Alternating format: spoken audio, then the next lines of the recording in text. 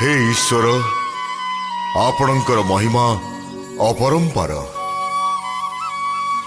आपणकर एठी रहिबा द्वारा ए क्षेत्र अति पवित्र ही उठी ता नहीतिले छार काक पक्षीटे चतुर्थ मूर्ति ही आपण पाखक जाई पारि न थांता।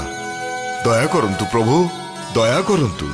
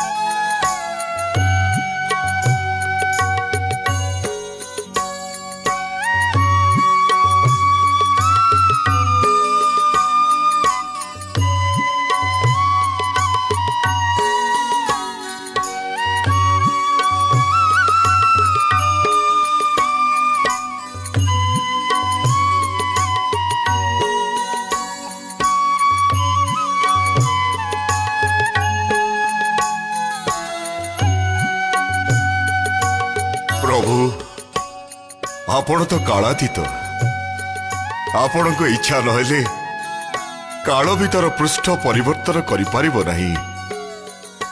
आज ये जो आपणकर नयन मनोलोभा रूप ताकू देखि मु धन्य हो गली। प्रभु मोर प्रणाम ग्रहण करंतु। ब्रह्मदेव आपण को प्रार्थना रे मु प्रीत आसीबार कारण वर्णना करंतु। मो छार आपणकर की वर्णना करिबी। आपणकर ये अपरूप रूप देखि मु हजि जाइछि। मु निजकु निजे ए रूप रे गढ़िछि ब्रह्मदेव एवं मु चाहे विशेष कारणरू मु निजकु गोपन रखिबी। काहिकी काहिकी प्रभु सबु काहिकीर उत्तर न थाए ब्रह्मदेव।